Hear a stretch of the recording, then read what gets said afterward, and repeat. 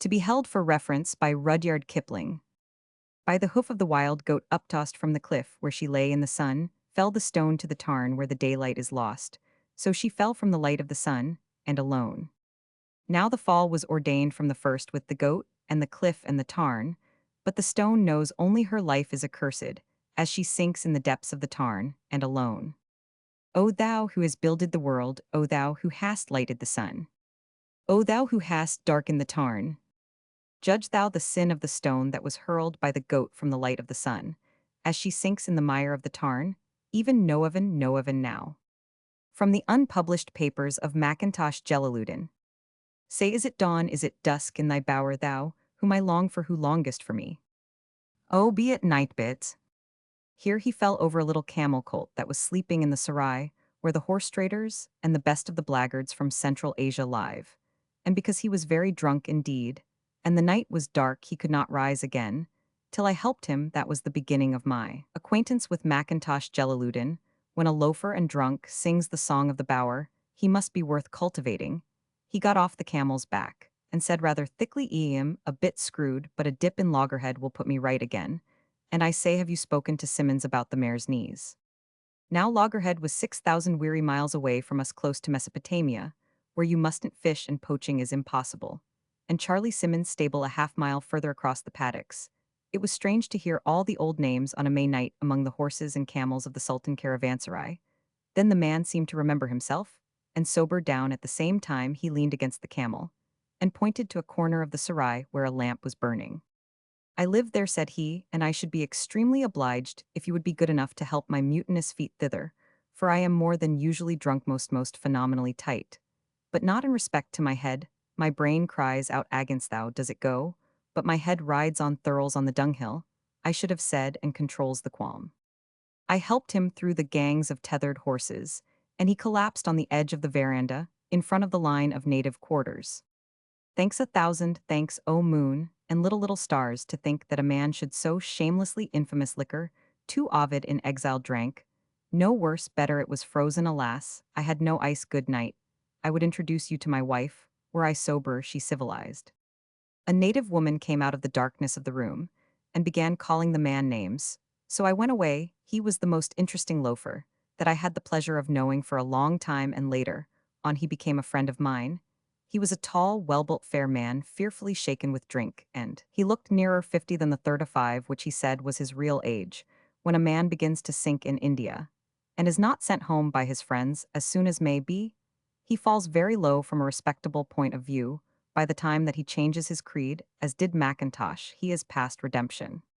In most big cities, natives will tell you of 2 or 3 sahibs, generally low caste, who have turned Hindu or Mussulman, and who live more or less as such. But it is not often that you can get to know them, as Mackintosh himself used to say, if I change my religion for my stomach's sake, I do not seek to become a martyr to missionaries, nor am I anxious for notoriety. At the outset of acquaintance, Mackintosh warned me, remember this, I am not an object for charity, I require neither your money, your food, nor your cast-off raiment. I am that rare animal, a self-supporting drunkard. If you choose, I will smoke with you, for the tobacco of the bazaars does not, I admit, suit my palate, and I will borrow any books which you may not specially value. It is more than likely that I shall sell them for bottles of excessively filthy country liquors. In return, you shall share such hospitality as my house affords. Here is a charpoy on which 2 can sit, and it is possible that there may from time to time be food in that platter. Drink, unfortunately, you will find on the premises at any hour, and thus I make you welcome to all my poor establishments. I was admitted to the Mackintosh household, I and my good tobacco. But nothing else. Unluckily, one cannot visit a loafer in the serai. By day friends, buying horses, would not understand it. Consequently, I was obliged to see Mackintosh after dark. He laughed at this, and said simply, you are perfectly right. When I enjoyed a position in society, rather higher than yours, I should have done exactly the same thing. Good heavens, I was spoke, as though he had fallen from the command of a regimented Oxford man. This accounted for the reference to Charlie Simmons' stable. You said, Mackintosh, slowly, have not had that advantage, but to outward appearance, you do not seem possessed of a craving for strong drinks. On the whole, I fancy that you are the luckier of the 2, yet I am not certain you e'er forgive my saying, so even while I am smoking your excellent tobacco, painfully ignorant of many things. We were sitting together on the edge of his bedstead, for he owned no chairs, watching the horses being watered for the night, while the native woman was preparing dinner. I did not like being patronized by a loafer. But I was his guest for the time being, though. He owned only one very torn alpaca coat and a pair of trousers made out of gunny bags. He took the pipe out of his mouth and went on judicially: all things considered, I doubt whether you are the luckier. I do not refer to your extremely limited classical attainments or your excruciating quantities, but to your gross ignorance of matters more immediately under your notice. That, for instance, he pointed to a woman cleaning a samovar near the well in the center of the sarai. She was flicking the water out of the spout in regular cadence jerks. There are ways and ways of cleaning samovars. If you knew why she was doing her work in that particular fashion, you would know what the Spanish monk meant when he said, I the Trinity illustrate drinking watered orange pulp in 3 sips the Aryan frustrate, while he drains his at 1 gulp. And many other things which now are hidden from your eyes, however Mrs. Mackintosh has prepared dinner. Let us come and eat after the fashion of the people of the country, of whom, by the way, you know nothing. The native woman dipped her hand in the dish with us. This was wrong. The wife should always wait until the husband has eaten. Mackintosh Jalaluddin apologized, saying, It is an English prejudice which I have not been able to overcome, and she loves me. Why I have never been able to understand. I foregathered with her at Jullundur 3 years ago, and she has remained with me ever since. I believe her to be moral, and know her to be skilled in cookery. He patted the woman's head as he spoke, and she cooed softly. She was not pretty to look at. Mackintosh never told me what position he had held before his fall. He was when sober a scholar, and a gentleman when drunk. He was rather more of the first than the second. He used to get drunk about once a week for 2 days on those occasions. The native woman tended him while he raved in all tongues except his own one day. Indeed, he began reciting Atalanta in Caledon, and went through it to the end, beating time to the swing of the verse with a bedstead leg.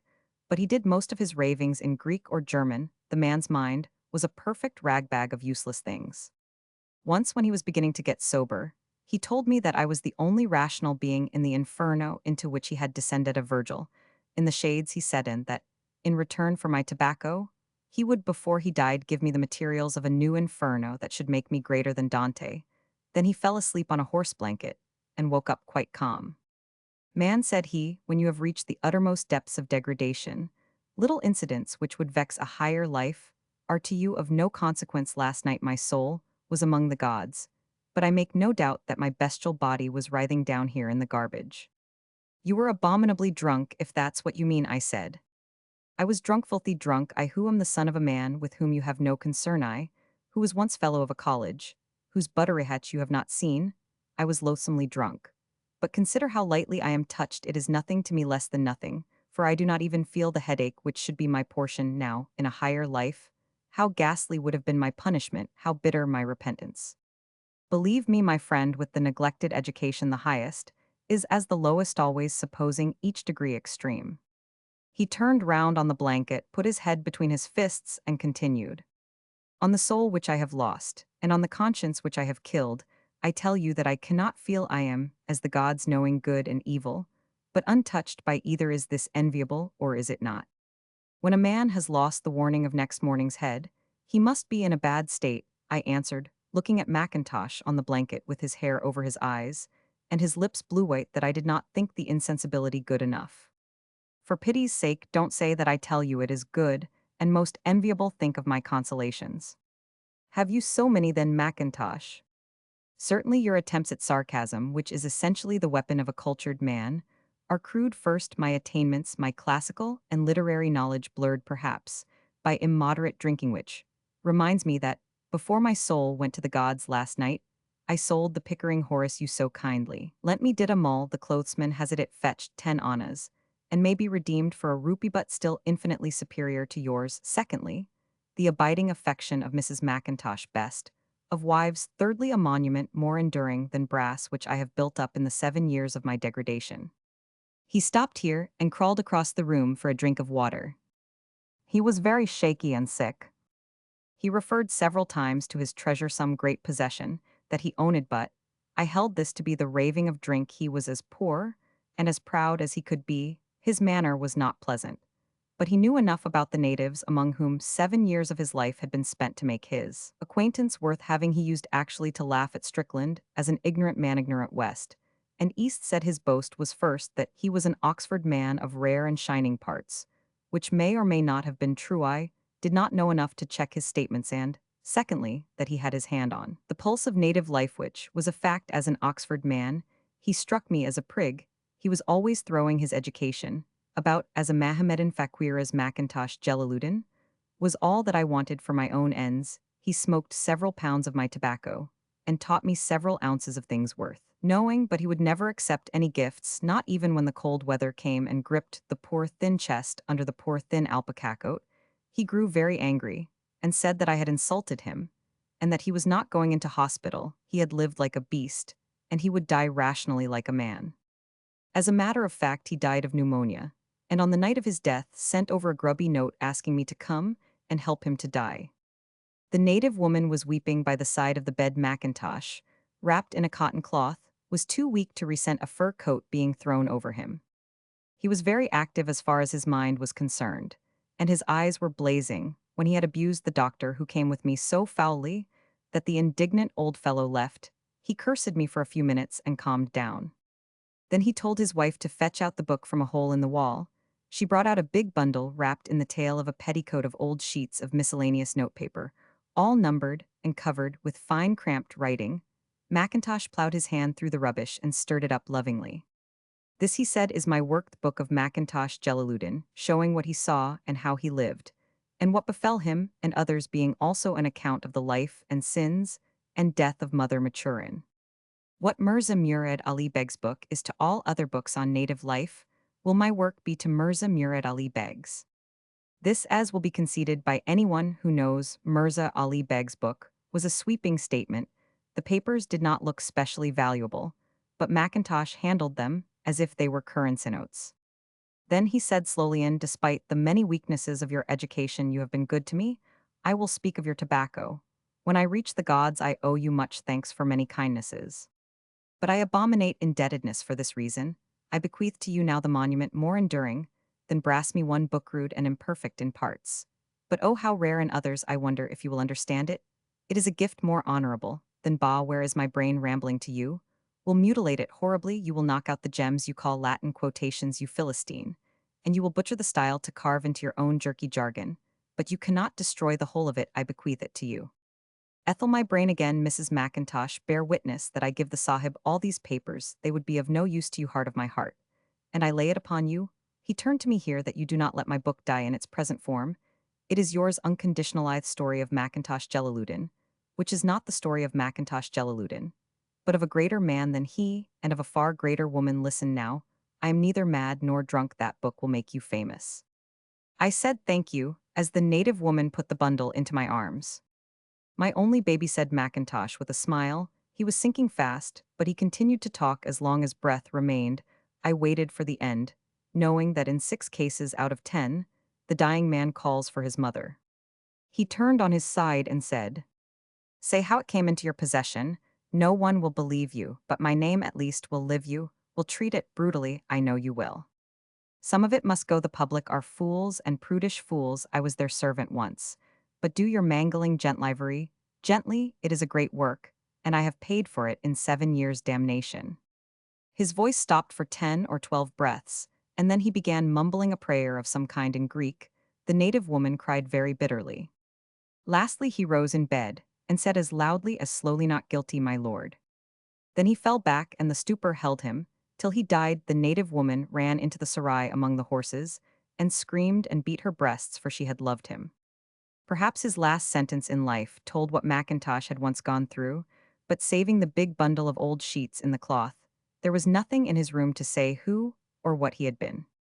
The papers were in a hopeless muddle. Strickland helped me to sort them, and he said that the writer was either an extreme liar or a most wonderful person. He thought the former. One of these days you may be able to judge for yourself. The bundle needed much expurgation, and was full of Greek nonsense at the head of the chapters, which has all been cut out. If the things are ever published, someone may perhaps remember this story, now printed as a safeguard, to prove that Mackintosh Jalaluddin and not I myself wrote the book of Mother Maturin. I don't want the giant's robe to come true in my case.